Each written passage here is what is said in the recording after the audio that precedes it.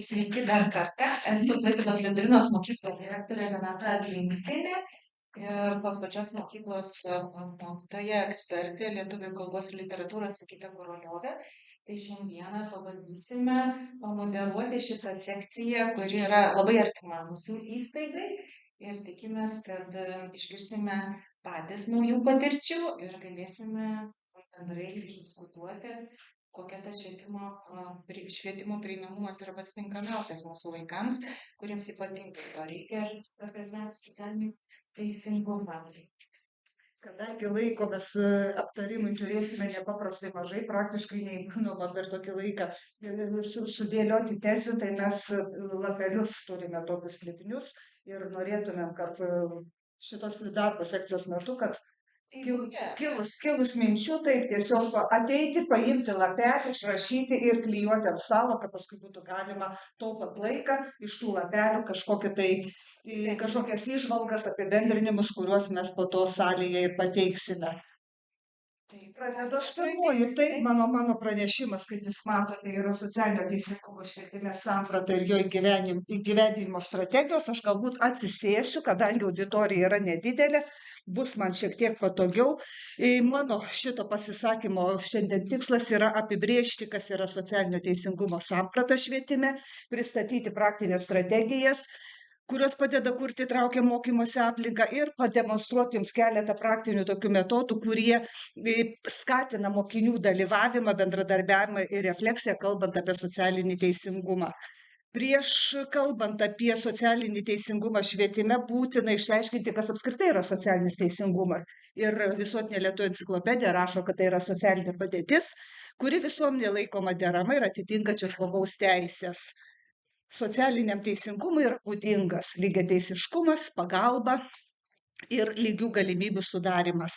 O štai socialinis teisingumas švietime pasireiškia tuo, kad mokiniai į švietimo sistemą turi patekti atsižvelgiant ne į jų arba jų šeimų įvairias padėtis, socialinę, kultūrinę, ekonominį, religinį statusą ir panašiai, bet atsižvelgiant į jų gebėjimus, į jų galimybės, jų pasiektus rezultatus.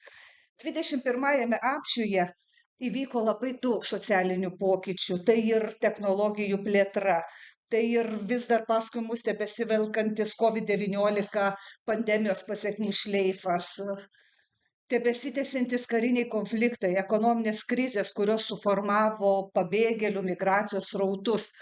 Mokykla yra jautri ir atvira organizacija, kuri nepaprastai jautriai, nepaprastai reaguoja į kiekvieną tą socialinį pokytį, kadangi būtent mokykloje yra kuriama įtrauki demokratinė visuomenė. Tam pritarė ir UNICEF 2017 metais pabrėžusi, kad 21 amžiaus švietimo prioritetas turi būti būtent žmonių orumo ir gerovės stiprinimas. Šiaip socialinis teisingumas yra jungtinių tautų misijos skatinančios taiką, saugumą ir žmogaus teisės visame pasaulyje pagrindas. Ir jis yra įtvirtintas 2030 metų darnaus vystymosi dienotvarkėje, kuri yra sudaryti iš tokių 17 gana ambicingų tikslų. Ir tie tikslai, jeigu taip kiekvieną jų pasinagrinėtume, turėdami laiko, tai jūs pastebėtumėte, kad kaip šiandien kalbėjo plenarinėme posėdėje lektoriai, tie tikslai nėra labai vykdomi, o iki 2030 beliko nepilni 5 metai. Bet mums šiandien yra pats svarbiausias 4 darnaus vystymosi tikslas, pagal kurį visos vyriausybės yra raginamos kurti įtraukią demokratinę mokyklą, kurioje būtų organizuojamas teisingas ugdymas ir kuriame kiekvienas besimokantysis būtų gerbiamas, būtų svarbus ir būtų lygus, teisinga. Mokykla, lygias teisės ugdymesi. Kas yra tai? Kas yra ta lygybė? Kas yra tas teisingumas? Anglų kalboje tiek vizualiai, tiek grafiškai, tiek akustiškai lygybė ir teisingumas yra panašūs žodžiai. Kaip matote, rašosi panašiai ir skamba equality ir equity. Laimė. Lietuvių kalboje šiek tiek yra skirtumų, kas yra lygybė ir kas teisingumas mokykloje. Aš tikiuosi, jums atsakys kelių sekundžių vaizdo reportažiukas.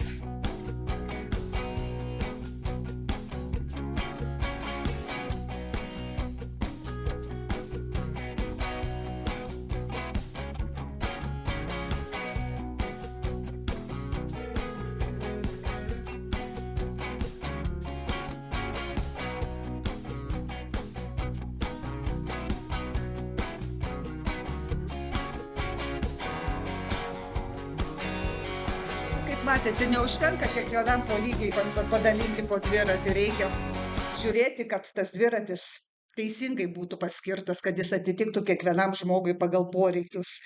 Siekiant sėkmingo socialinio teisingumo įgyvendinimo švietime yra labai svarbu aptarti ir išnagrinėti įvairias strategijas, kurios turi didelės įtakos, kurios turi didelės reikšmės, kuriant socialinį teisingumą. Dėl laiko stokos aš šiandien apsistojau ties viena strategija, o konkrečiai ties įtraukiosios klasės arba įtraukiosios mokyklos kūrimo, kuris, kaip matote, susideda iš diferencijuoto ugdymo, universalaus dizaino taikymo mokymėsi, bendradarbiavimo filosofijos ir socialiai saugios emocinės gerovės kūrimo. Diferencijuotas ugdymas, mes visi jau žinome, kad diferencijuotas ugdymas susideda iš vizualiai panašių, atitinkančių tą pačią temą, tik tai įgyvendinančių galbūt skirtingus tikslus arba galbūt siekiančių mažesnių rezultatų užduočių. Ir čia jūs matote 3 užduočių pavyzdžius.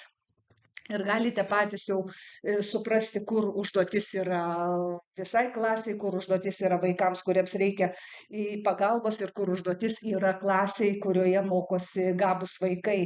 Šitas užduotis sukūriau aš pati specialiai konferencijoms, seminarams, nes aš nesu geografijos mokytoja, esu lietuvių kalbos mokytoja.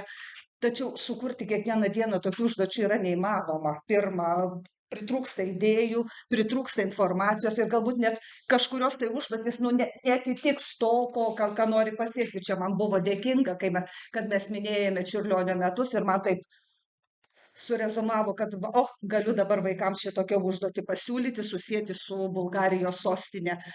Kada viso šito pritrūksta, ateina į pagalbą internetinės programos. Internete yra įvairių nemokamų programų. Šiandien aš jums pristatau vieną iš jų, EduGames programa. Aš ją vadinu didžiausia įtraukiojo ugdymo pagalbininke, kadangi tai yra tokia dinamiška programa, kad per kelias minutės galima parengti nesuskaičiuojamą kiekį užduočių, kurios, kaip minėjau, turi atitikti tą pačią temą, būti vizualiai panašios, bet įgyvendinti skirtingus tikslus, skirtingus uždavinius. Ir paspaudus ant langelio varnelę arba atvirkščiai nuėmus varnelę, užduotis dinamiškai keičiasi ir kiekvienas mokinys gauna pagal savo gebėjimus ir pagal savo individualius poreikius. Čia aš jums pristatau tik tai 5 užduotis, bet kaip sakiau, jūs galite 55 užduotis su vienu įrankiu. Tų įrankių šitoje EduGames programoje yra nepaprastai daug ir matematikai, ir kalbai, ir fizikai, muzikai ir taip toliau visiems ugdymo dalykams. Ir čia irgi pasižiūrėkite, reikia įrašyti trūkstamus žodžius ir kiekvienam vaikui pagal jo gebėjimus. Kažkam tai žodžių banko nereikia, kažkam tai žodžių banko reikia. Kaip matote, sumaišytos raidės dešinėje pusėje yra, kažkam reikia, o psichologai šaukia, kad dabar kiekvienam ekrano vaikui reikia loginių užduočių, anagramų, šifrogramų, rebus ir taip toliau. Kažkam tai neužtenka žodžių banko, padeda įrašyta pirmoji raidelė ir taip toliau. Ir panašiai, kaip sakiau, užeikite į šitą programą, jinai yra tikrai didelis pagalbininkas. Bet kartais pritrūksta laiko ir tai programai, nes čia tu turi pats sugalvoti užduotį, pats ją įsidėti ir pats ją susigeneruoti. Na, tada ateina į pagalbą tai, apie ką šiandien buvo šnekama nuo pat ryto, ateina į pagalbą dirbtinis intelektas, kuris tinkamai jį paruošus, tinkamai išmokius jį mąstyti taip, kaip mąstau aš, galima per kelias minutės parengti užduotis irgi visiems pagal gebėjimus, pagal poreikius, pagal sutrikimų pobūdį ir panašiai. Ir čia jūs matote 4 testo variantus, perskaičius graikų mitą Sizifas. Ir galite irgi žvilgtelėje pamatyti, kam kuri užduotis yra skirta. Universalus dizainas. Kalbant apie universalų dizainą, reikia pasakyti, kad visa švietimo bendruomenė siekia pritaikyti savo aplinką vaikams turintiems individualių poreikių, tačiau ne visiems tai yra prieinama, ypač toms įstaigoms, kurios dirba senuose pastatuose, kur, sakysime, galbūt yra per siauros duris, kad galėtų įvažiuoti su neįgalio vežimėliu, galbūt tos duris sunkiai atsidarinėja, per status lenkščiai, per aukštis lenkščiai, atsiprašau, per status laiptai, nėra lifto, nėra pandusų ir absoliučiai galimybės toje įstaigoje įsirengti, tai neįmanoma. Ir noras yra, galimybių nėra. Dar tą norą labai dažnai atima iš ugdymo įstaigų lėšų neturėjimas, nes kiekvienas sutrikimas kiekvieną dieną gali pareikalauti čia ir dabar kažkokios tai konkrečios priemonės, apie kurias kartais netgi mokytojai nesusidūrę su tais sutrikimais net ir nepagalvoja. Tai įvairūs dviratukai, kamuoliukų baseinai, hamakai, minkštasuoliai, pagalvėlės kėdei, garso izoliavimo kabinos, planšetės, širmos, pertvaros, sensoriniai žaisliukai nusiraminimui, šviesos signalai negirdintiems vaikams, skelbiantiems pamokos pradžią ir pabaigą, brailio raštu parengtos kortelės ir panašiai. Tačiau šiandien vis garsiau yra šnekama, kad šalinant kliūtis neįgaliesiems reikia ieškoti galimybių šalinti jas taip, kad jos pasitarnautų ir sveikai visuomenės daliai. Ką tai reiškia? Atsakysiu jums dar vienas trumpučiukas filmukas.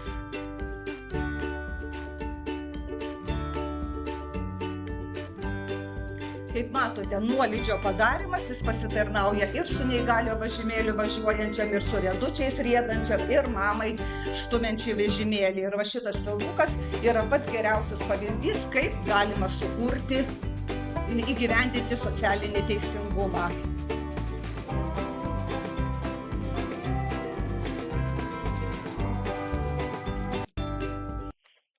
Bendradarbiavimas pas mus vyksta mokykloje, mes visi stengiamės, kad būtų bendradarbiaujama ir su vaikais, kurie turi skirtumų, kurie tų skirtumų neturi, ir kada turintis skirtumų vaikas pajaučia, kad tai yra ne kliūtis, o privalumas, tada galima kurti ir socialiai saugią emocinę aplinką.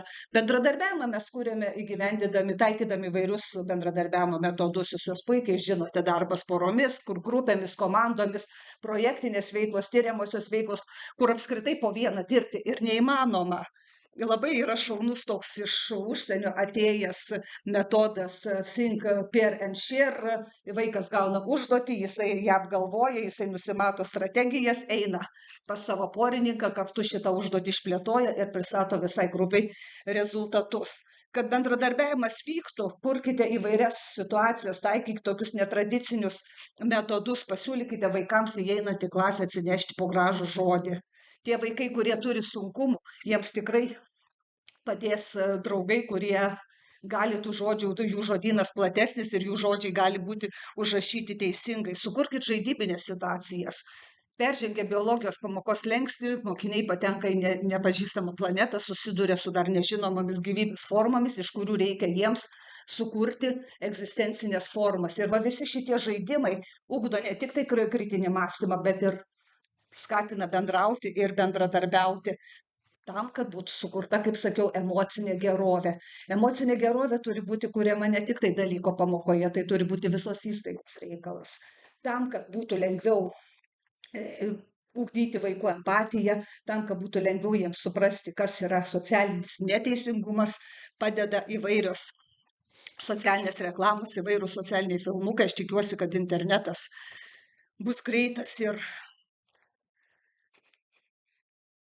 nepaves. Žeistis, nes taip skaudina mane. Ir mane. Ir mus. Nevartok žodžio daunas, neskaudink.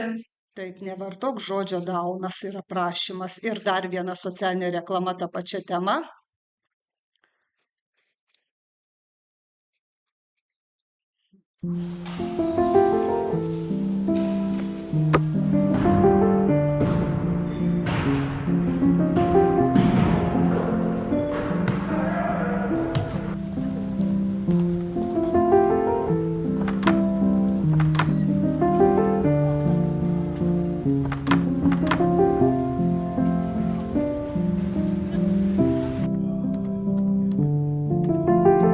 Socialiniai filmukai, socialinės reklamos tikrai labai efektyviai veikia. Atleiskit, bet mes jau radom tinkamą kandidatūrą. Dėkuoju už sugaištą laiką. Na, jūs jau pats suprantate. Nestumk manęs, galiu daugiau nei tu manai. Nerodyti. Neatstumk. Priimk.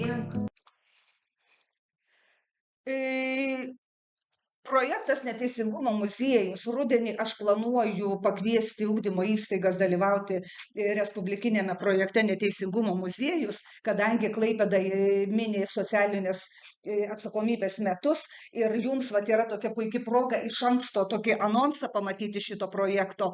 Ką tai reiškia? Mokiniams bus siūloma, naudojantis patirtimis įvairiais rezultatais, pastebėti, kas jų nuomonė yra aplinkui neteisinga, kas yra nesažininga ir visą tai pastebėjus ir apibendrinus sukurti meno kūrinį, kurį pakabins į Neteisingumo muziejų.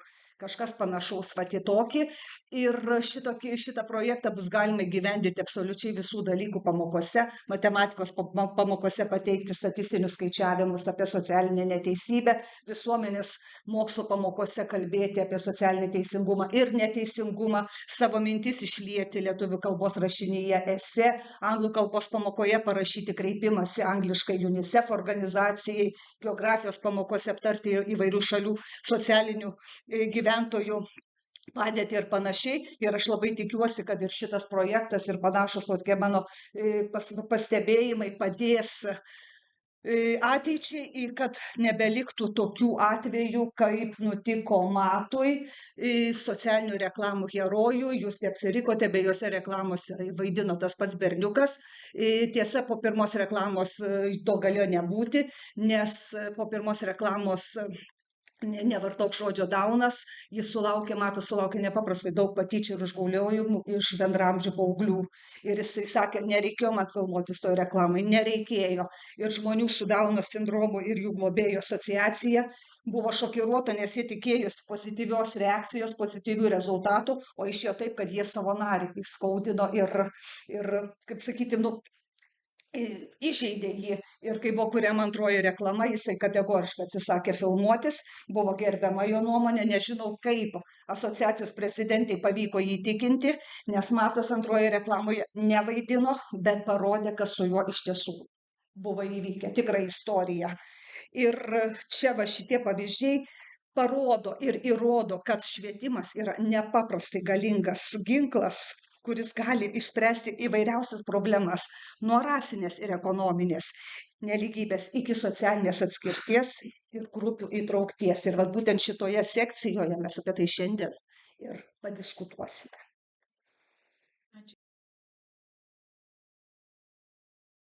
Taigi, sveiki gyvi, tai gal atsistojus pasisveikinti su jumis, ar ne, kaip matote, esu pateikusi du logotipus, tai priklausau ne vienai organizacijai, ne vienai mokyklai, tai yra būtent Klaipėdos Varpo gimnazija ir Klaipėdos Vyturio progimnazijai.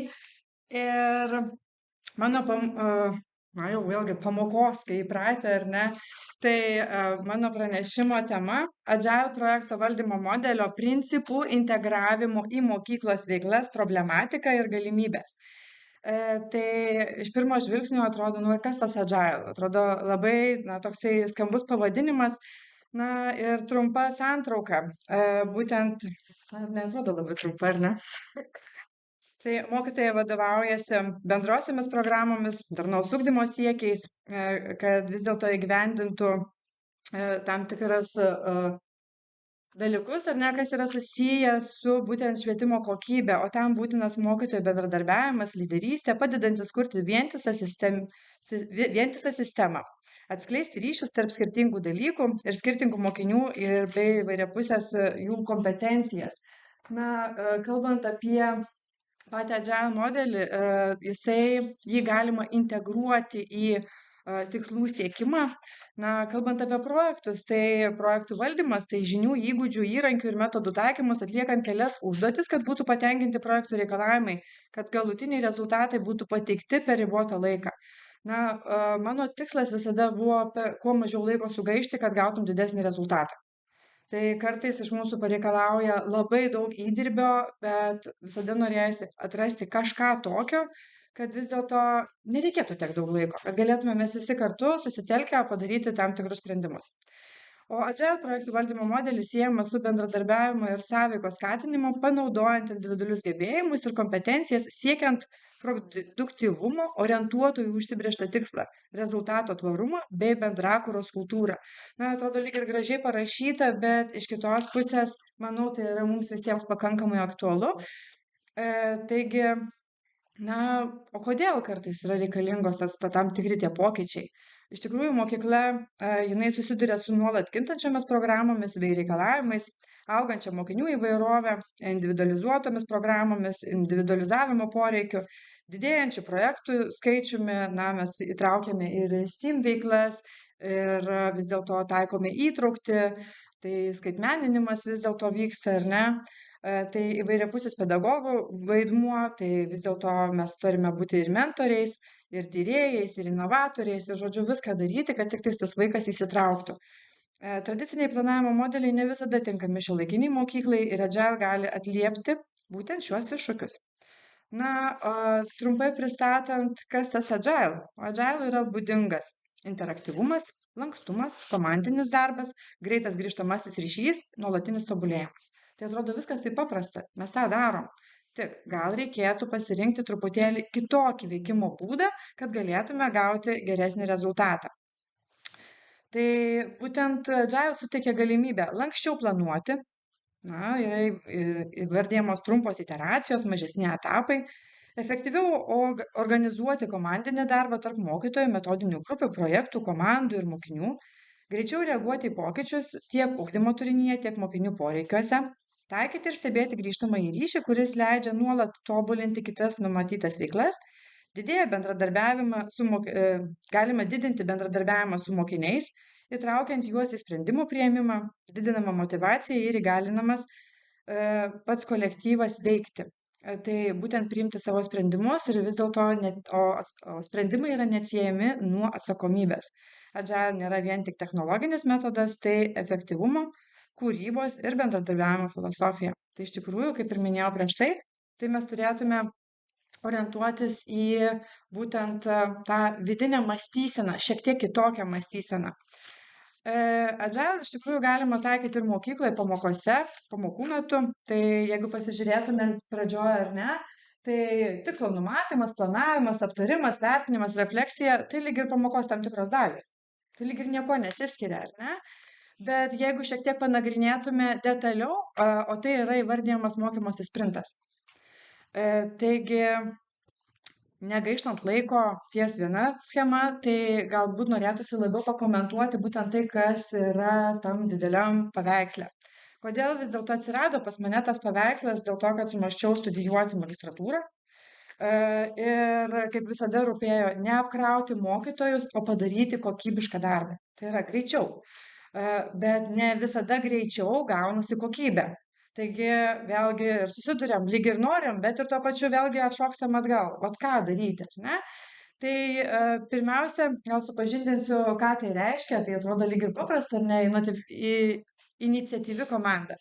Tai būtent komandą turėtų sudaryti tie žmonės, kurie nori. Šiai dienai mes turime truputėlį kitokią realybę. Tai yra sudaroma arba iš metodinių grupių, tai yra po vieną arba kelis asmenis, arba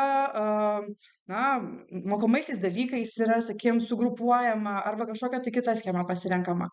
Šiuo atveju iniciatyvi komanda, jinai yra, gali, ta prasme, jai priklausyti žmonės net nedalykininkas. Galbūt, sakykime, pavyzdžiui, tai bus net iš išorės asmuo. Bet tie žmonės turi būti norintis ir norėti kažkokio tai pokyčio. Kitas momentas, tai yra tas apskritimas, tai yra tos vadinamos iteracijos. Tai yra, tiksliau tariant, paprastai tariant, tai yra susitikimai. Kai mes susitinkame ir kažką nutariam. Sprintas, tai jau prieš tai buvusioje skaidrėje pateikta, kad visą tą, ką mes vykdome. Ir vėlgi kita iteracija, vėl sprintas, vėl iteracija, sprintas ir galų gale rezultatas. Bet kasgi atsitinka? Tai jeigu mes išsikeliame savo kažkokią tai tikslą, problemą, ar tai, sakykime, sumastome, kad kažką mes norime keisti, tai būtent tas pokytis. Tai surenkama, žinoma, komanda, tai pirmiausia, aišku, paskelbiamas tas tikslas, kad yra renkama, susirenka, po to tame burbuliuke, tai ką mes matome, ar ne, tai analizė ir susitarimai. Tai mes analizuojame, ko mes norime. Mes turime išsigryninti ir vienodai suprasti, koks tas mūsų tikslas, ko mes sieksim, ko mes norėsim ir kaip mes manom, kad tai galėtume įgyvendinti. Kiekvienas žmogus, jisai prisima savo atsakomybės. Tai bet prisiimant atsakomybės, tuo pačiu tai yra dizainų grįstos veiklos planas sudaromas, kad ką mes darysime ir kaip to sieksime. Lygiai taip pat nėra vieno lyderio. Mes visi esame lyderiai, lyderystė yra reikalinga pasidalinti. Net ateisiu aš čia kaip pirmininkas ar ne, ir dabar visiems nurodysiu, vat ką jūs turite daryti. Ne. Mes turime kiekvienas nuo savęs pradėti ir sakyti, vat aš galiu tą padaryti, kitas, aš ten, kitką galiu padaryti, aš pamokose pabandysiu, kitas galbūt aš ten paviešinsiu, trečias dar kažką tai padarys, bet viskas priklausoma, žinoma, nuo mūsų tikslo. Sudaromas iteracijų grafikas, būtent kada mes susitiksim, kiek, sakykime, mes tą kažkokį tai bandymą, tą sprintą vykdysim. Taigi, kai vyksta tas sprintas, tai mes tada jau tai, ką nutarėme iteracijoje, tai sprinto metu mes bandome įgyvendinti, kiekvienas nuo savęs. Na, pavyzdžiui, galbūt aš bandau savo pamokose ten mokinių sąmoningumą skatinti, įveiklinti per kažkokias tai užduotis, padaryti galbūt arba supažindinti mokinius iš viso su projekto modeliu, kaip tai reikia daryti. Bet vėlgi, tai viskas priklauso nuo to, kokį tą tikslą mes išsikėlėm. Kitas kolega galbūt, sakykime, jisai kažką tai kito daro, galbūt supažindina, sakykime, su tam tikrom teorijom, kad galėtų tie mokiniai, jeigu mes esame orientuoti į mokinius ir juos kažkaip tai pakeisti, juos įveiklinti, užnorinti arba dar kažką tai padaryti. Taigi, sprintas mūsų baigėsi, mes susitinkame antroje iteracijoje. Tai toje antroje iteracijoje mes tada dalinamės, kas man pasisekė arba nepasisekė ir ką mes dabar darom. Bet kasgi atsitinka su šiandieninė visuomenė ir šiandieniniais mokytojais ir tuo, kaip reikėtų veikti pagal šitą modelį. Kad jeigu man nepasisekė, tai ir sakau, man nepasisekė, o ne tai nesiseka, bet sekasi, žodžiu, ir bandome užglaistyti, lyg viskas čia yra tvarkoje. Šito neturėtų būti. Pokytis gali būti tik tais ir būti gyventimas tik tais tada, kada mes gebame pripažinti ir paprašyti pagalbos. Jeigu man nesiseka, tai vadinasi, žinai, sako, man va šitoje vietoje stringa, ką aš galiu pakeisti, ką galiu daryti. Taigi, kolega galbūt jisai pasiūlys kažkokią, sako, o gal, jeigu šitaip darytume, o gal pavyktų, ar ne?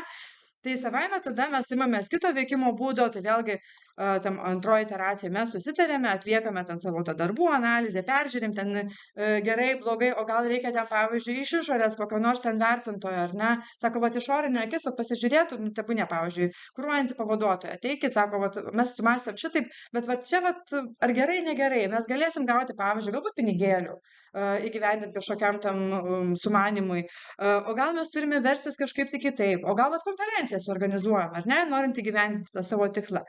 Ir savaime galbūt, sakykim, sponsorių prikviesim. Taigi, vėlgi mes nutarėme, ką mes toliau veikiame, ką mes keičiame, suteikėme pagalbą.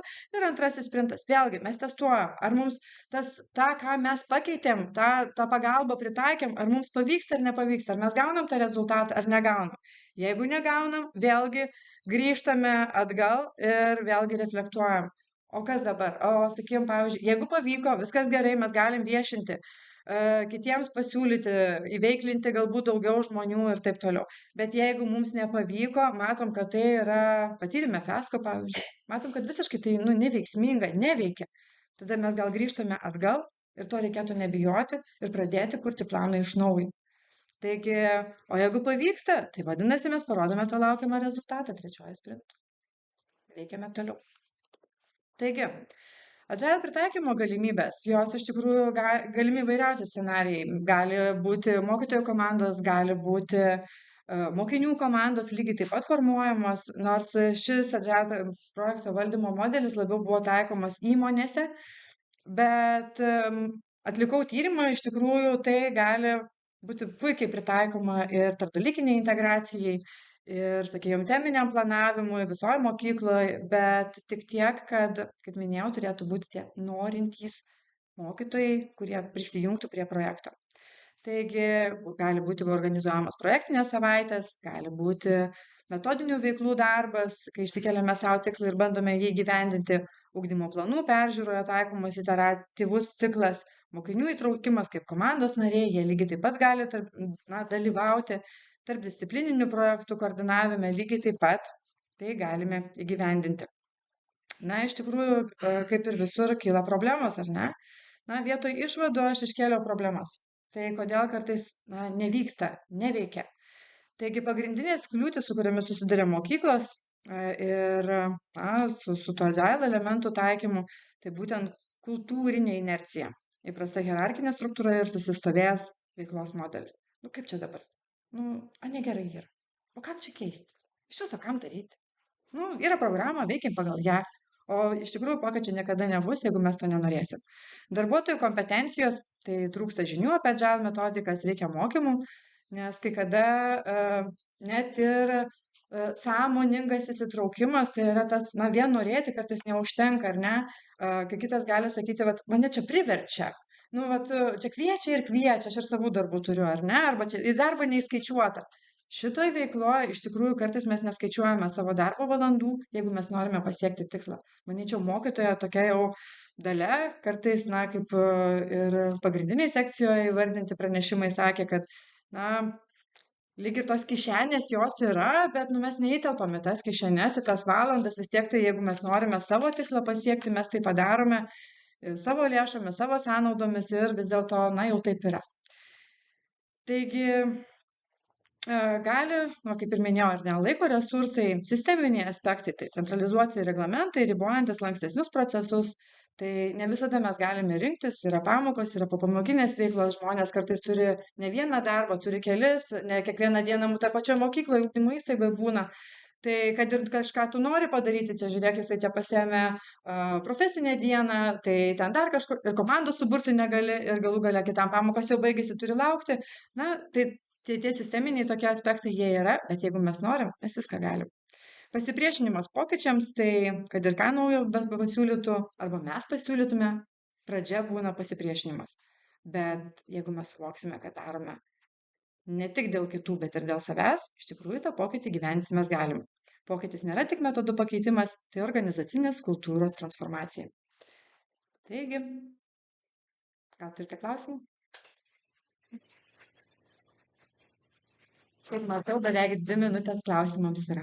Tai tikriausiai pokyčiai yra neišvengiami, jie yra būtini mums visiems ir kaip supratau, svarbu norėti, veikti, susitarti ir nebijoti klysti ir pripažinti klaidas. Ar taip teisingai? Nes pokyčių vis buvo ir bus ir tikrai ačiū už tokį naują metodo pritaikymą. Pradžioje iš tiesų ir man pasirodė, kad viską darome, bet po to, kuo giliau analizavote, supratau, kad tikrai yra labai naudingas metodas. Ačiū Jums labai. O dabar kviečiame gerbiamą Jovitą Šimkūnaitę, Klaipėdos Varpo gimnazijos psichologę ir Dalmatiją Gaidžiukauskienę, Klaipėdos Varpo gimnazijos socialinę pedagogę, kurios pristatys jautrią temą, tai atsakinga lyderystė nuo patyčių prevencijos iki bendruomenės stiprinimo, kuri, manau, aktuali yra visose galimybėse, ne tik mokykloje. Taip, tai esame šios gimnazijos švietimo pagalbos specialistas, aš esu Jovita, dirbu psichologė ir kolegė Normaitė. Tai šiandien bandysim pristatyti savo patirtį, kaip mes galim padėti pereiti nuo patyčių prevencijos būtent prie stiprios ir palaikančios bendruomenės kūrimo.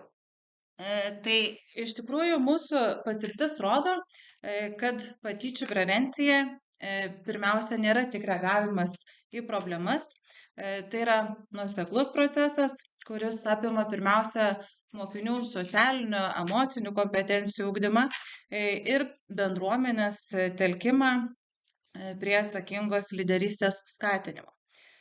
Lyderystės ugdymas mokiniams iš tikrųjų padeda ir bendruomeniai kurti sąmoningą pagarbą ir atsakomybę skatinančią aplinką. Didelę reikšmę turi ir socialinis bei emocinis raštingumas, kai mokiniai iš tikrųjų geriau supranta vieni kitus, geriau supranta ir pažįsta emocijas, mokosi jas valdyti ir empatiškai reaguoja į kitus. Konfliktai iš tikrųjų būna retesni, o bendravimas tampa konstruktyvesnis.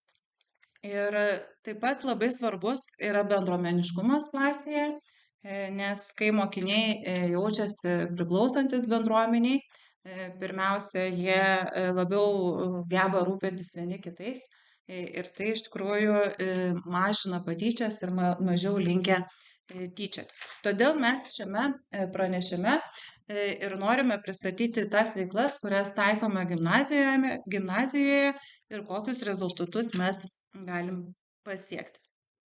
Tai viena iš mūsų metodų arba viena iš taikomų būdų, ką darome, kad stiprintumėme bendruomenę, tai yra lyderystės mokyklos mokymai.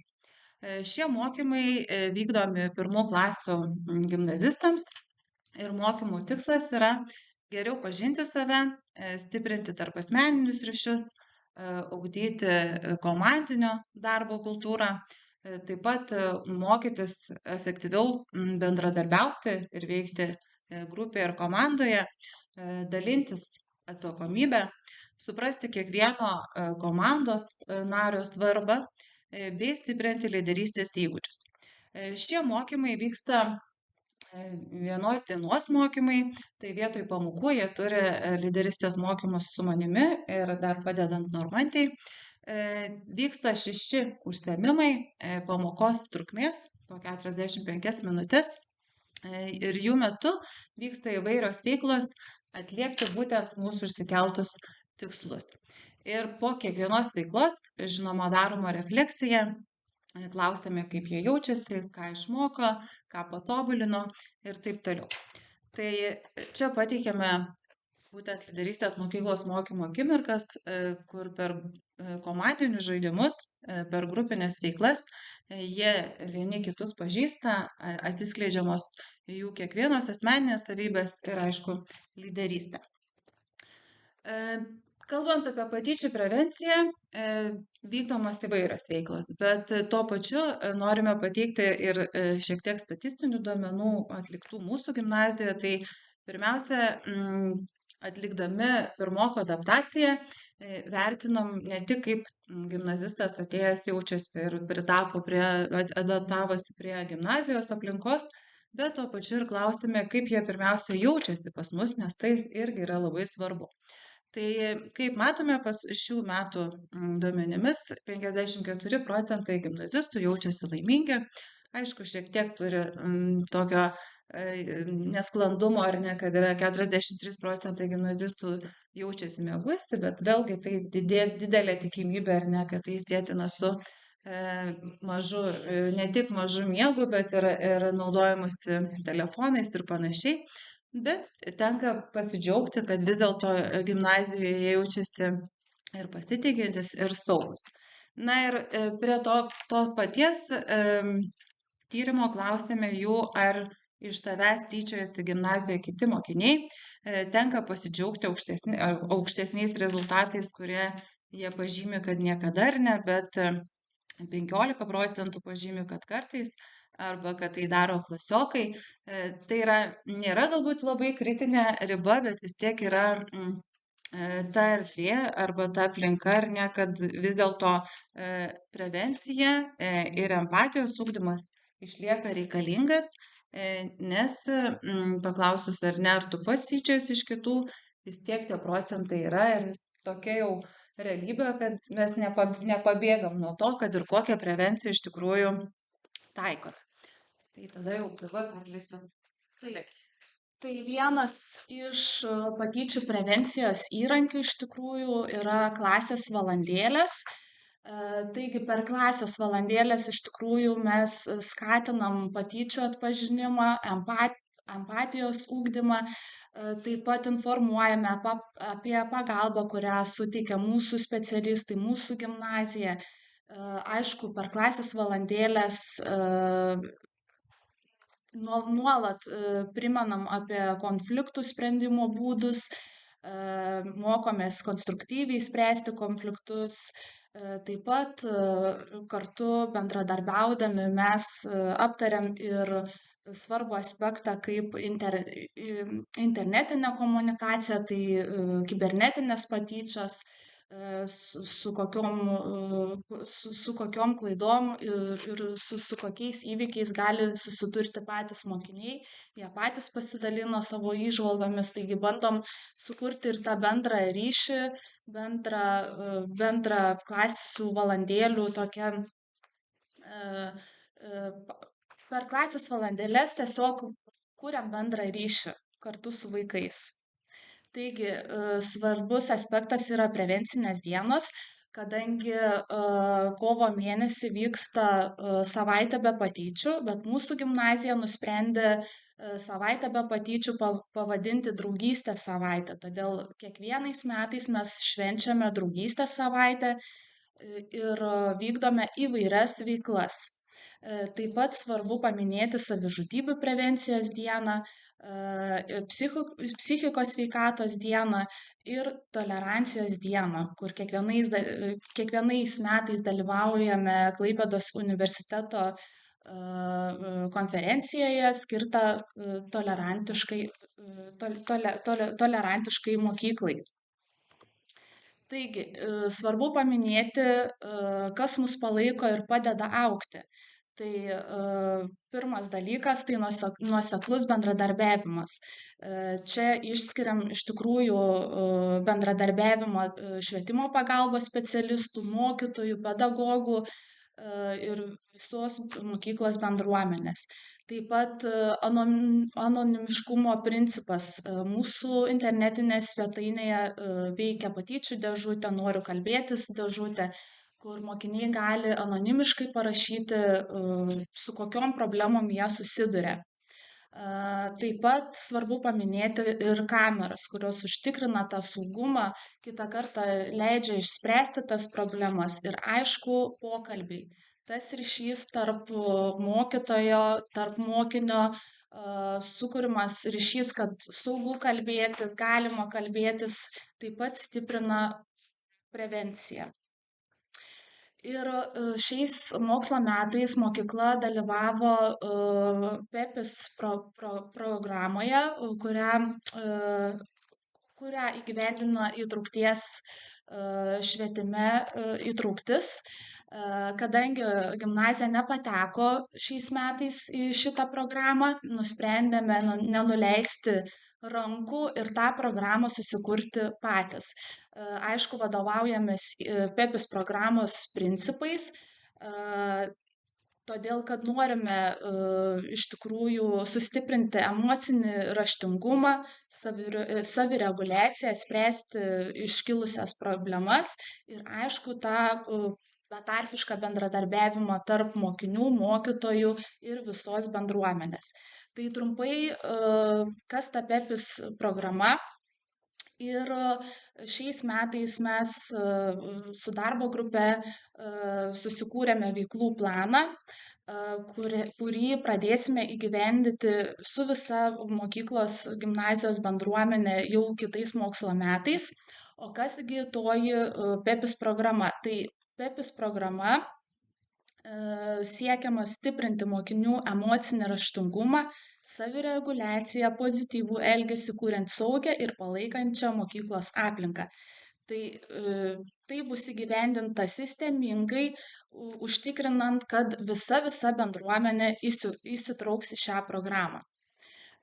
Ši programa veikia 3 etapais. Pirmoji universali pakopa bus vykdoma kitais mokslo metais, čia įsitrauks visa mokyklos bendruomenė, stiprinsim socialinį emocinį ugdymą. Antra pakopa tai yra tikslinė pagalba, kadangi analizuosime mokinius, kuriems iš tikrųjų stringa ties emociniu raštingumu, ties emociniais sunkumais.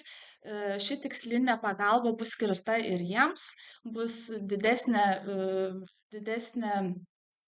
pagalbos dalis būtent skirta jiems per konsultacijas, per susitikimus, per veiklas. Ir trečioji pakopa išskirsim dar mažesnę mokinių grupę, kur dirbsime su jais individualiai. Taigi, bendruomenės įsitraukimas labai svarbus. Taigi, į šią programą įsitrauks ir mokytojai, ir mokiniai, ir tėvai, ir kiti organizacijos dalyviai. Tikrai stengsimės pritraukti įvairių organizacijų ir į šią programą norime, kad į šią programą įsilietų visa mokyklos bendruomenė, nes pokytis, aišku, nebus galimas be visų mokyklos bendruomenės narių.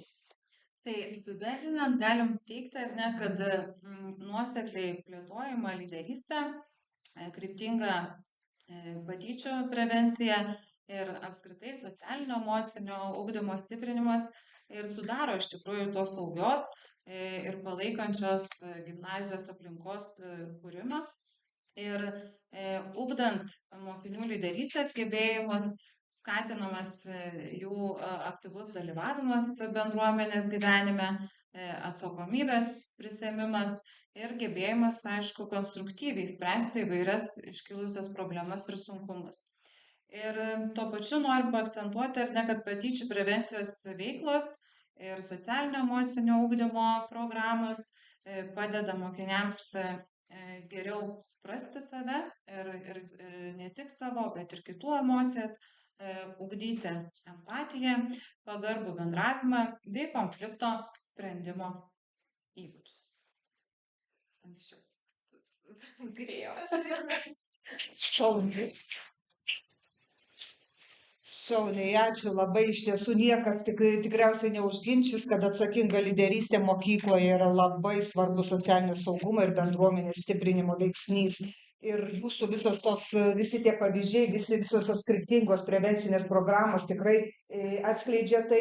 Ir man norisi tokį, kaip pasakyti, toks, kaip pajuokauti toks posakis, kai jūs pasakėte, kad jūsų paraiška PEPIS programos nepraėjo, jūs labai šauniai, kai jums užvėrė duris, jūs susiradote kitus išėjimus, atsidarėte langą ir sukūrėte šitą programą patys. Ačiū labai už tokius pozityvius pavyzdžius. O kalbėti apie patyčias yra labai svarbu jaunesnėme amžiuje, nes mes kiekvienas turime suprasti, kad ką auginame mokyklose, jie išeis į darbo rinkas, į politinę areną ir tenais jau pamatysime, kaip jie bendraus ir bendradarbiaus ir ką būsime pražiūrėję, tą mes kaip atvaizdą pamatysime vėlesniuose gyvenimo tarpsniuose. Tai kuo anksčiau norėti, nepraeiti pro šalį, kad nebūtų tavo, mano vaikas, matome, reaguojame ir veikime. Ačiū, kad dirbame šitas sprendžias.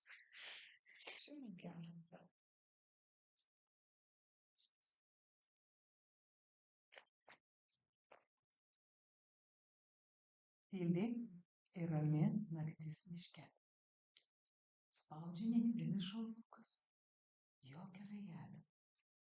Vietomis dar matyti sniego. Pasigirsta šakelių braškėjimą. Tai strūneliai po mišką vaikšto. Ir vėl tylu. Po kiek laiko nušvinta rytinis miško pakraštys. Saulė teka.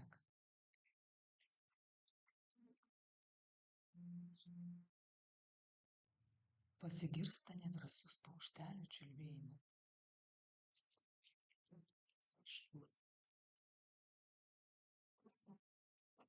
Kala genys. Miško pakraštyje stovi maža medinė trobelė. Saulė vis labiau įkaitina trobelės stogą. Ir tirpina vėflius. Krisdami ant žemės, jie skamba kaip krikštoliniai varpeliai. Vidurdienį, kai saulė pakyla dar aukščiau, nuo plono ledo išsivaduoja mažas upeliukas.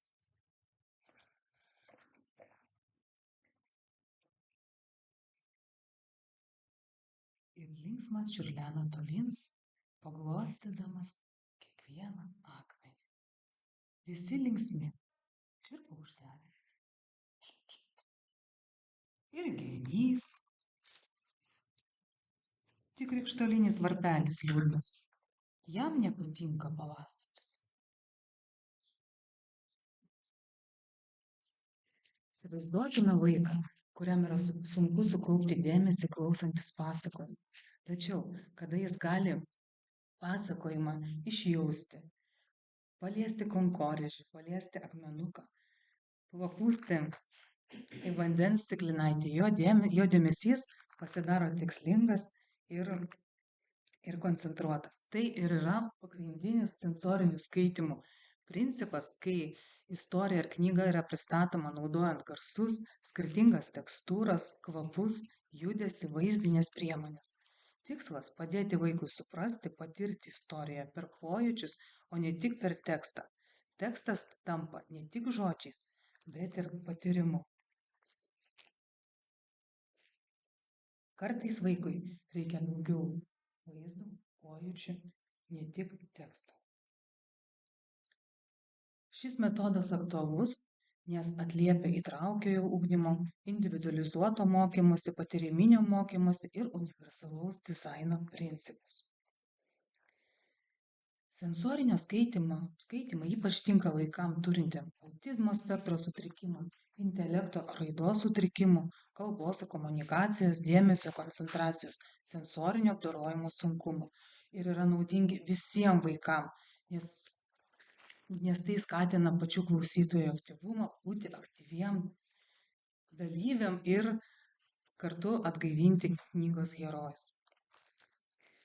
Ir kartais veiklos sensorinėse erdvėse kitų žmonių, kurie tą veiklą, kaip sakant, neužsiema, iš šono atrodo, kad tai lyg turi kažkokią žaidybinę, pramoginę tokią reikšmę, bet iš tiesų tai yra pakankamai rimti dalykai, todėl kad jie turi būti vadovaujamasi atsižvelgiant į individualizavimą ir gradaciją. Tai yra, kai dirgikliai turi būti dozuojami atsižvelgiant į vaiko sensorinius jautrumus. Ir atliepiant šią užduotį turiu pasirengusi prieš veiklą sensoriniam kambarį ar prieš sensorinius skaitymus anketą. Šią anketą pasirašiau pagal mokslininkės Winnie Dunn sensorinio apdorojimo modelį, kur autoriai išskiria 4 sensorinio apdorojimo modelius. Tai sensorinė paieška, sensorinį vengimą, sensorinį jautrumą ir silpną registraciją, kada yra aukštas pojūtinis slenkstis, bet pasyvi reakcija. Taip pat esu įtraukusi ir emocinės savireguliacijos ir socialinės sąveikos sritis. Kadangi sensorinius skaitymus taikau grupiai vaikų, tam tikrą ilgesnį laiką, tam tikrą ciklą, ši anketa mane įgalina netgi pamatyti dinamiką, kaip keičiasi vaiko duomenys. Ir ankstyvas sensorinio profilio nustatymas leidžia identifikuoti hiperjautrius, hipojautrius ar sensorinių stimulų ieškančius vaikus, kad būtų galima pritaikyti ugdymo aplinką, individualizuotas užduotis bei galimas taikyti sensorinės priemonės, identifikuoti vaiko sensorinės tolerancijos ribas. Bet esant ir hipojautriam tipui, ir hipojautriam visada egzistuoja dar ir mišrus tipas. Ir stebimi aspektai skaitymų metu - vaikų emocinės reakcijos, girdimasis suvokimas, dėmesio koncentravimas, atminties apimtis ir kaip plėtojasi socialinė komunikacija. Kaip ir sakiau, ciklo metu galima stebėti, kaip keičiasi šie aspektai. Taigi, sensorinius skaitymus organizuoju pagal šį ritmą. Tai visų pirma sensorinio tipo nustatymas, po to veiklų pritaikymas, po to sensoriniai skaitymai, vaikų įsitraukimas ir jų pažangos stebėjimas. Taip pat, kaip ir sakiau, šis metodas yra labai universalus ir galima jį modifikuoti visaip kitaip, kaip tik kokių tikslų mums reikia. Kadangi pati dar dirbu ir logopedė, be specialiosios pedagogikos, tai ši veikla labai puikiai tinka vaikam, ypač kurie turi prieštaraujančią elgesio apraiškų, įtraukti ir logopedinius elementus į sensorinius skaitymus, nes tai yra atliekama kaip ir natūraliau, žaismingiau, daroma kartu su knygų herojais.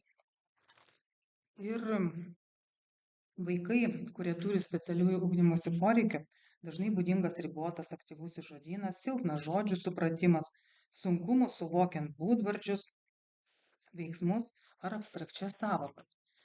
Ir sensorinis skaitymas leidžia žodžius sieti su tam tikrais pojūčiais, todėl žodynas plečiasi natūraliai ir greičiau. Veiksmo žodžius galima atlikti fiziškai, galima pašaukti, paliesti, papūsti, įvardijamos emocijos - bijau, linksma, gera. Taip pat ir įtvirtinami daiktavardžiai, nes kiekvienas daiktas iš skaitomo teksto turi savo natūralų atitikmenį. Taip pat galima mokinti daiktavardžių, būdvardžių derinamą ir atliepti visus kitus tikslus, kokius mes esam išsikėlę. Kitas dalykas, kurį dar taikau, pabandžiau sintezuoti šitoje veikloje, tai įterpti lengvai suprantamos kalbos. Tarptautinis pavadinimas easy reading yra, kai tekstai yra supaprastinami ir kad taptų labiau suprantami tam tikrai atitinkamai grupiai skaitytojų. Ir adaptuojant tekstus pagal lengvai suprantamos kalbos principus, derinant su sensoriniam veiklom, galima padėti visiems vaikams geriau suprasti literatūrą ir pilnavertiškai įsitraukti į veiklas. Kaip ir minėjau, terminas lengvai suprantama kalba nurodo rašymo ir kalbėjimo būdą, kai kalba yra pritaikoma prie specialiųjų tam tikrų visuomenės grupės poreikių. Lengvai suprantama kalba parašyti tekstai išsiskiria tuo, kad juose trumpais ir aiškiais sakiniais pateikiama svarbiausia informacija kokia nors tema. Aš pati adaptuoju, ir kaip ir grožinės literatūros kūrinius. Neilgus, bet tai atsirado tada tas poreikis tada, kai pradėjau dirbti sensorinius skaitimus, kada pradėjau vesti vyresniem vaikam. Nes jau lengvi tekstai ir lengvos istorijos jau vyresniem vaikam jau tampa nebeaktualios. Bet teksto suvokimas, žodynas yra ribotas. Tada tenka tuos kūrinukus pritaikyti ir per sensorinės veiklas kaip ir gaunasi, kad ir pritaikom ir dar sensorinius elementus įterpiam. Lengvai suprantamos kalbos ruošimo principai įgalina galvoti apie silpniausius skaitymo gebėjimus turinčius skaitytojus. Jei tekstą supras jie, neturėtų kelti sunkumų ir kitiems. Tai, kaip ir minėjau, jeigu yra grupėje, tai visada tekstas yra adaptuojamas pagal sunkiausiai tą tekstą suvokiantį vaiką, skaitytoją. Ir dažnai tenka ruošti vieną tekstą, lengvai suprantamą kalbą, kuris tinka visiems, kai reikia paprastesnio teksto. Tekstus apdoroju pagal gaires, lengvai suprantamos kalbos populiarinimas ir Vilniaus universitetas organizuoja lengvai suprantamos kalbos kursus, kurios teko irgi pabaigti. Tai va, ir sensoriniai skaitimai leidžia vaikams patirti istoriją per pojūčius. Ir kai tekstas lengvai suprantamas, vaikai gali pilnavertiškai įsitraukti į sensorinę veiklą, nes jų dėmesio neblaško sudėtingas žodynas ar sakiniai. Ir šie supaprastinti tekstai kartu su sensoriniam veiklom leidžia visiems vaikams dar geriau suprasti literatūrą. Kadangi sensorinius skaitimus vedu jau 2 metai, tai galiu pasakyti, kad jie padeda lavinti kalbą ir komunikaciją, lavinti girdimą į suvokimą, skatinti socialinį bendravimą, mažinti nerimą, sensorinį įtampą, gerina dėmesio koncentraciją. Taigi, ačiū. Ir formuoja įgūdį skaityti knygas. Taip, ir suvokti pačią knygos esmę. Turėjau tokį vieną skaitytoją, kuris apskritai nesuprato, kam knyga yra reikalinga. Ir po šitų sensorinių skaitimų jisai suprato, kad yra pradžia, yra pabaiga ir per tą vidurį dar kažkas tai vyksta, kad yra kažkoks tai siužetas. Tai va, ir dabar tiesiog jau žinom, kad knygą reikia atsiversti, ją skaityti ir sulaukti. Tikrai nuostabus metodas. Jums mokytojams būti tokiose pamokose ir tikriausiai jei ieškotume kiekvieną įdomių metodų ir būdų, kad mes pasiektume daug greičiau. O ponia Laima, esu girdėjusi ne pirmą kartą, tai labai džiaugiuosi, dar kažką naujo sužinau ir tikiu, kad tie sensoriniai skaitimai bus labai populiarūs. Gerbiama Ingrida Azmė, Lietuvos verslo kolegijos ekonomikos katedros vedėja, kuri pristatys mums emocinį intelektą.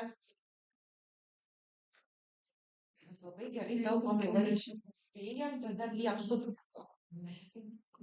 Aš padalinsiu lapelius, kol mūsų lektorė kalbės.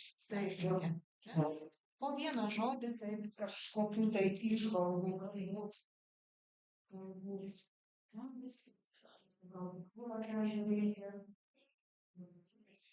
Aš gal pašnekėsiu iš kitos perspektyvos. Jūs kalbėjo daugiau iš to pedagoginio tokio, kaip gimnazijoje, vat, vaikus ir visa kita, aš daugiau pašnekėsiu iš tos perspektyvos, kai jau ateina pas mus ir ką mes matom, kokie yra pirmakursėje.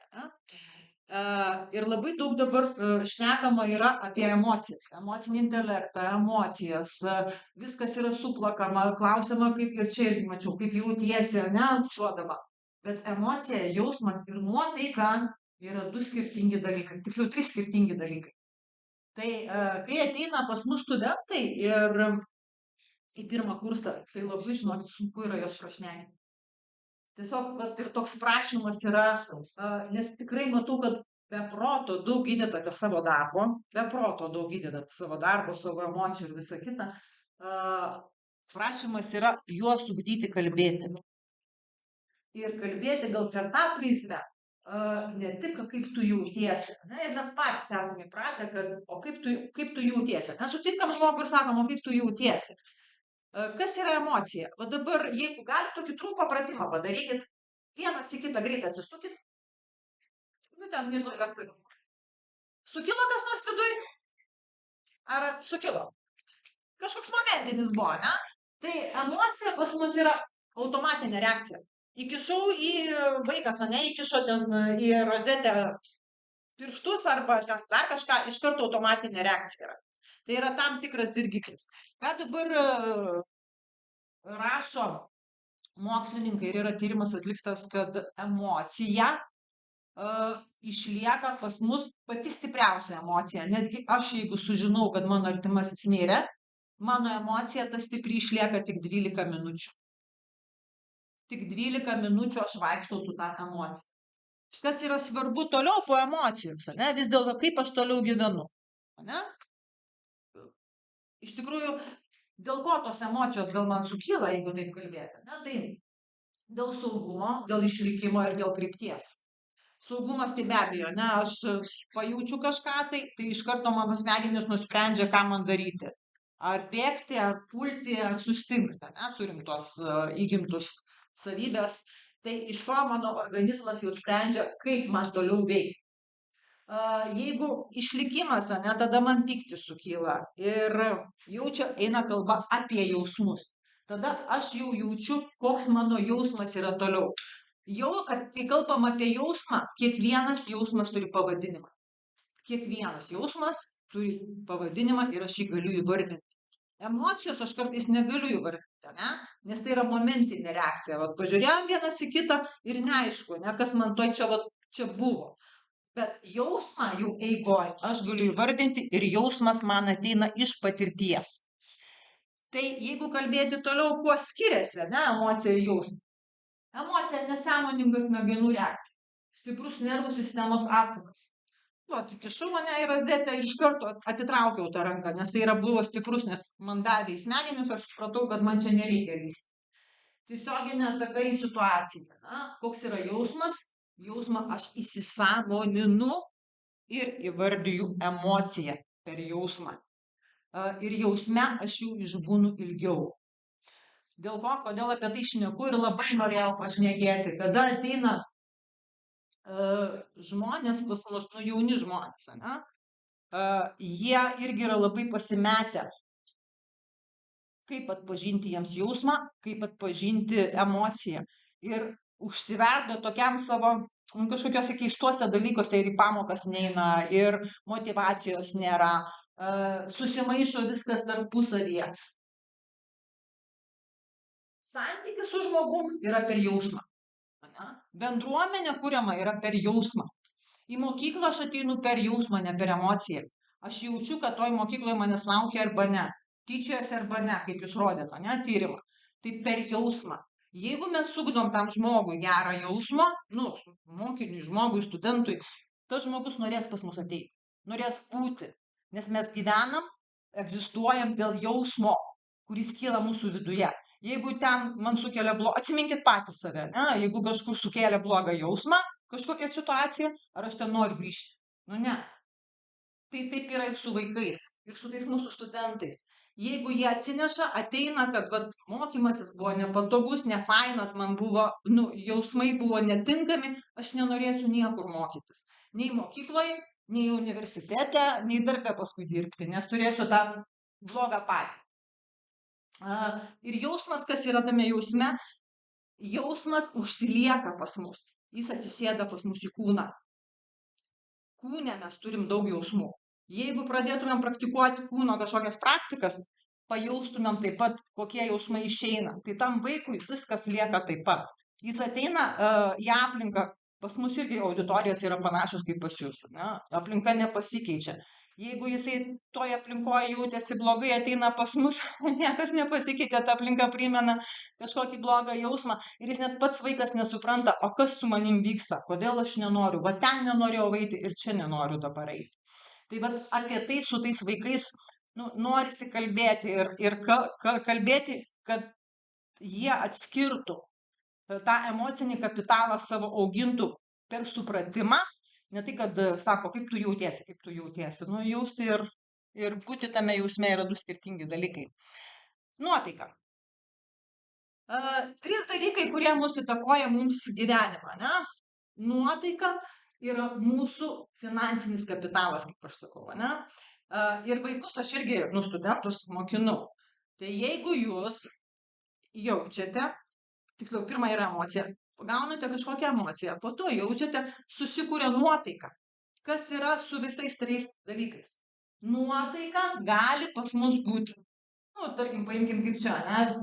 Vyrauja nuotaikui dažniausiai vienas liūdesys arba džiaugsmas. Aš arba liūdnas esu, arba džiaugsmingas esu. Bet aš galiu su ta nuotaika vaikščioti visur. Ateiti būti namuose, ateiti į darbą arba ateiti į mokyklą, pareiti iš jo ir ta nuotaika mane lydi visas 24 valandas. Ir gali lydėti ir savaitę, ir 2 savaitės. Tai mokinti, jeigu mes jau kalbam apie emocinį intelektą, mokinti, o kaip man tą nuotaiką pakeisti. Kaip išeiti iš liūdesio arba ten išeiti iš nusivylimo nuotaikos, kuri gali būti į džiugesį. Nes vieną tokį podcastą labai gerą mačiau visai ne per seniausiai. Nelaimingais arba liūdnais nereikia mokintis būti. Mes tiesiog, matom vienas kitą, matom veidus ir tiesiog savaime mums gauna, faina būti liūdnais, ne? Mes lietuviai biški esam kančios tokie mėgėjai. Tai būti džiaugsmingu yra didžiulis darbas. Ir kiekvieną dieną tu turi savo sugalvoti kažkokį ritualą, o kaip tau padidinti tą savo laimę. Kas atsitinka ir su tais mokiniais, ne? Tai jeigu mes kalbame apie emocinį intelektą, kurkim rutiną. Jiems padėkim susikurti rutiną. Ne ta, kuri vestų juos į blogą nuotaiką arba į liūdesio nuotaiką, bet ta rutina, kuri vestų į džiaugsmą. Kur dopaminas gamintųsi. Sportuoti, bėgioti, sveikai maitintis, yra tų daug dalykų, ne? Tai va visas šitas veda į gerą savijautą ir į gerą nuotaiką. Pagrindinis akcentas, ko norisi tikrai labai iš tų pedagogų arba ir patiems norisi prisidėti prie to skiepijimo gal rutinos. Kad tas vaikas ateitų jau su rutina. Jisai žinotų, kad ryte jam reikia atsikelti, dantis įsivalyti. Kas atsitinka su rutina? Rutina niekada nenuves žmogaus į depresiją. Niekada. Rutinoje mes išsitrauksime save iš bet kokio liūdesio, iš bet kokio liūno, iš bet kokios blogos emocijos. Nes rutina mums leidžia būti nuolat saugume. Iš esmės mes jaučiame saugiai, mes suprantam, kad rutinoje, gali ten būti tie pokyčiai labai nedideli nukreipimai, bet mes suprantame, kad rutinoje aš jausiuosi saugiai, mano situacija nepasikeis ir mano dienos rutina bus nuolat tokia pat. Taip susikūrim ir savo tokį džiaugsmingą rutiną galim susikurti. Ir tarkim, mažus tos malonumus, ar ten kavos gerimą, ir ten vaikams, pavyzdžiui, kaip pavyzdys, tai gali jie kažkokius žaidimus, susitikimus su draugais susikurti. Tai irgi rutinos dalis yra. Santrauka, kas tai yra? Emocija. Kalbėjom, jausmas, irgi kalbėjom ir nuotaika. Niekada, dabar labai jau taip, kiek skaitau literatūros, dauguma atvejų pradeda jau išskirti, kad tai yra 3 dalykai, ne, mūsų nuotaikos, iki nuotaikos kol daveda. Nes iš esmės mes dažnai kalbam apie emocinį intelektą.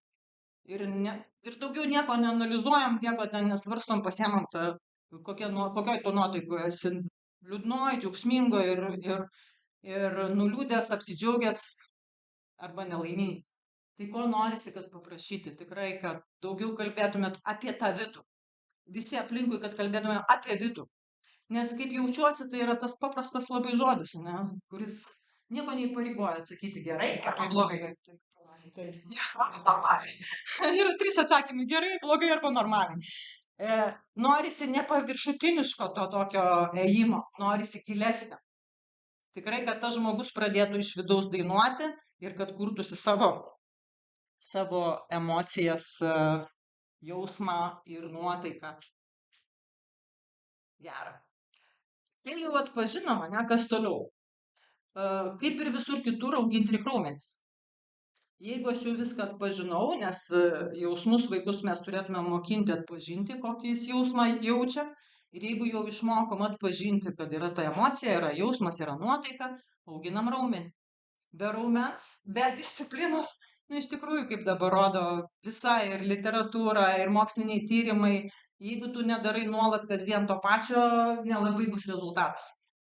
Tai tiesiog auginti tą raumenį ir vaikus skatinti, labai norisi tikrai, kad skatintumėt, kad tu privalai dirbti.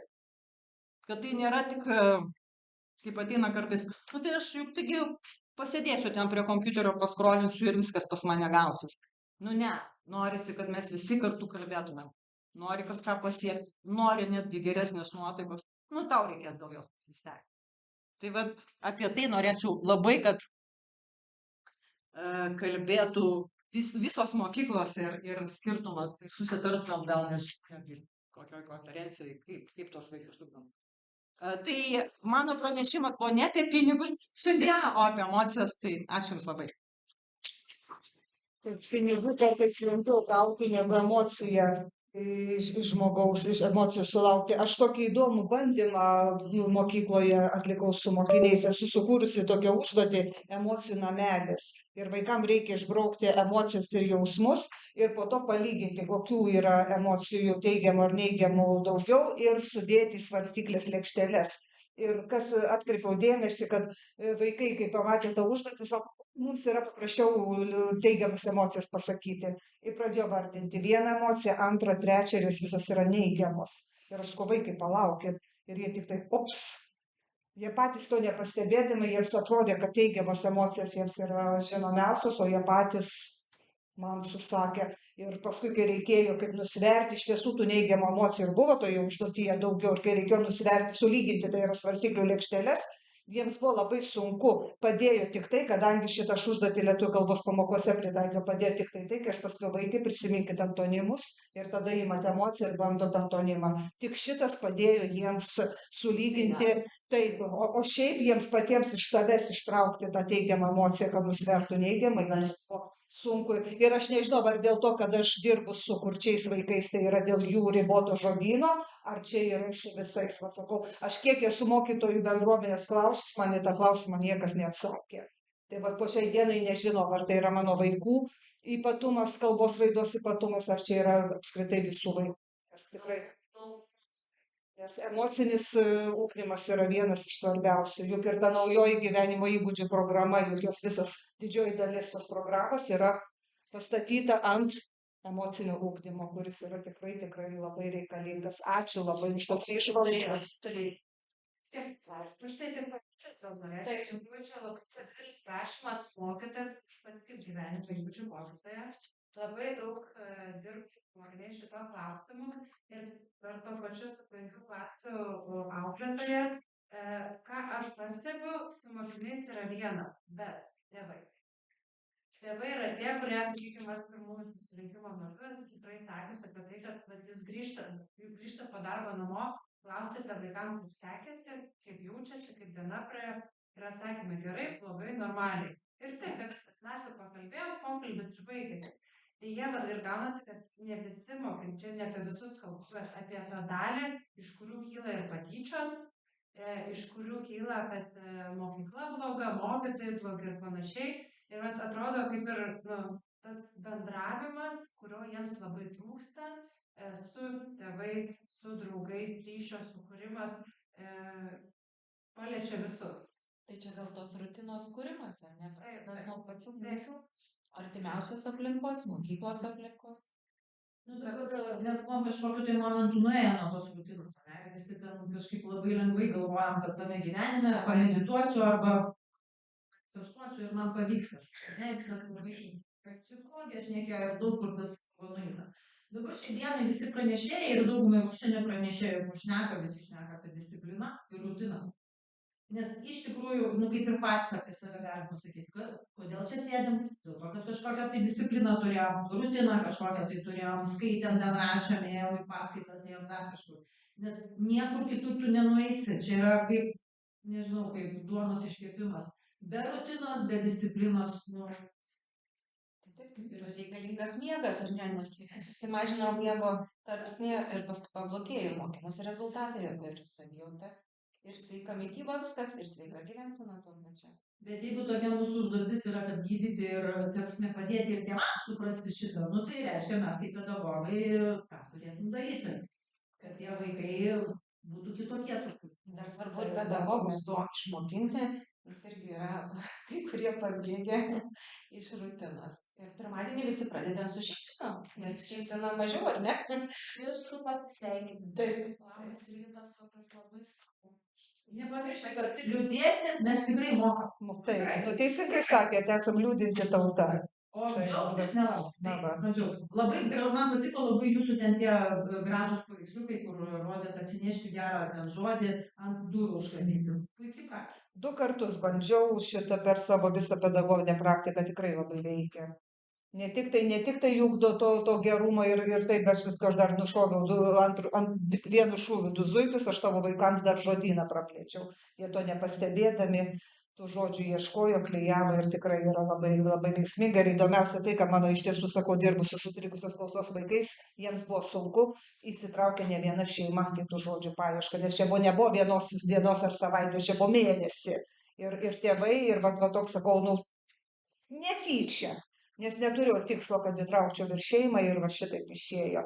Tai va visi šitie pavyzdžiai tikrai rodo, kad socialinis teisingumas prasideda nuo šeimos ir tęsiasi mokykloje.